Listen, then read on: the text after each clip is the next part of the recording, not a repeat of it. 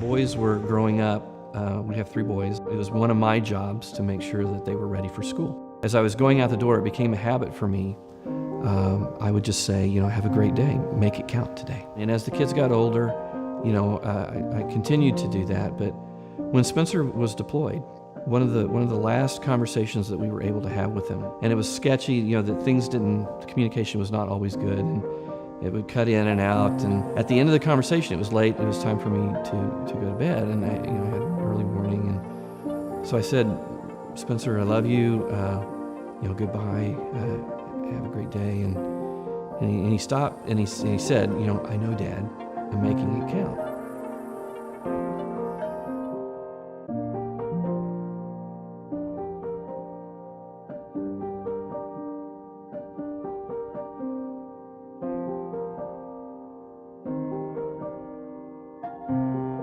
I found Warriors Ascent about a year ago. September of 2016, I went through the program myself and really kind of found it after a long journey.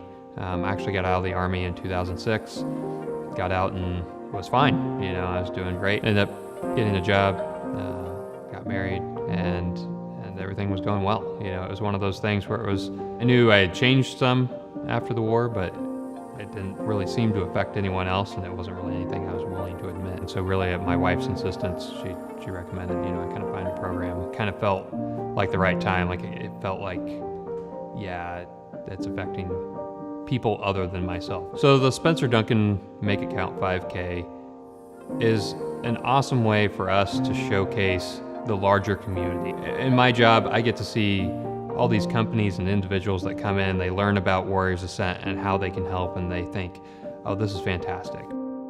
I came through, I think it was 2 years ago in March. It was class 003. I went through, changed me, something inside of me changed, and it really made me want more. So it kind of it gave me a new purpose again after leaving the military. I've had the privilege of mentoring about 12 or 13 classes now, and I get to see the guys when they first come in on day one, and I remember what it felt like. I almost left on day one. It's kind of overwhelming because you don't know what you're getting yourself into, and everybody's got this kind of, this kind of attitude about them on day one, and then day two it's kind of, and then day three it's like, hey, I don't know what happened, but like it feels like I've been up here for 2 weeks, and we were in the military, and we served together.